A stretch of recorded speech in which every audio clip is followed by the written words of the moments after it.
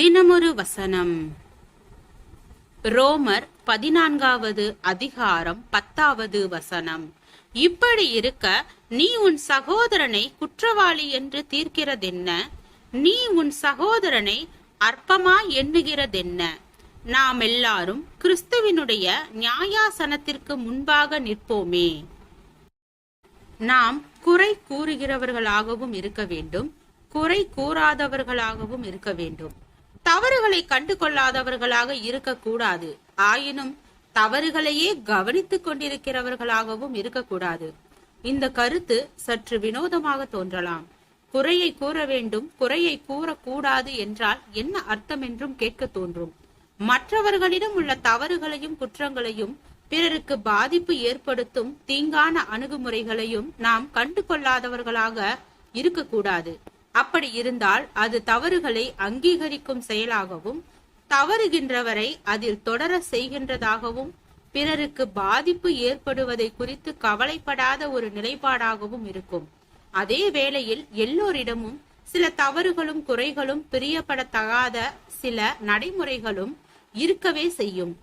அங்கே நாம் கண்ணில் பூத கண்ணாடி போட்டுக்கொண்டு மற்றவர்களின் சிறு சிறு தவறான காரியங்களை தேடி கண்டுபிடித்து விமர்சித்துக் கொண்டிருக்க கூடாது. எதற்கு எடுத்தாலும் குறை தேடி குற்றஞ்சாட்டும் பழக்கம் வந்துவிட்டால் பின்னர் எதிலுமே யாரிடமுமே நலமான காரியங்களை காணும் பழக்கம் நமக்கு இராமல் போகும். மற்றவர்களின் சில தவறான காரணங்களை, பழக்க வழக்கங்களை, சுபாவ நிலைகளை நாம் பொறுத்து கொள்ளவும் தாங்கிக் கொள்ளவும் வேண்டும். சில விஷயங்களை அதற்கு ஏற்ற நேரத்திலும் அதற்கு ஏற்ற விதத்திலும் பக்குவமான ஒரு மனநிலையோடேதான் சுட்டி காட்ட வேண்டும். சிலர் நான் மனதில் பட்டதை பட்டென்று சொல்லிவிடுவேன் என்பார்கள். ஆனால் பலரிடம் அது பொறுத்து கொள்ள இயலாத ஒரு பண்படாத மனநிலையின் பிரதிபலிப்பாகும். குறை தேடி குற்றஞ்சாட்டி பிறருடைய மனநிலையை காயப்படுத்தி மகிழ விரும்பும் அகநிலையின் வெளிப்பாடாகவுமே உள்ளது. நமக்கு மனதில் தவறாக பட்டதையெல்லாம் உடனுக்குடன் சொல்லியாக வேண்டும் என்ற அவசர நிலை சரியானது அல்ல. எதனை, எந்த சூழ்நிலையில், எப்படிப்பட்ட நோக்கத்தோடு, எப்படிப்பட்ட மனநிலையோடு சொல்லுகின்றோம் என்பது முக்கியமானது.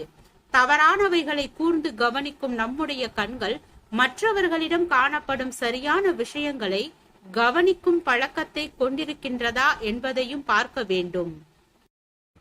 ஜெபம். தேவனுக்கு ஸ்தோத்திரம். தேவனே, நாங்கள் எங்களுடைய வாழ்க்கையில் பிறருடைய தவறுகளை சுட்டிக்காட்டும் மனிதனாக மட்டும் இல்லாமல் எங்களுடைய தவறுகளை சரி செய்து கொள்ளும் மனிதனாகவும் வாழ கிருபை பாராட்டும். ஆமென்.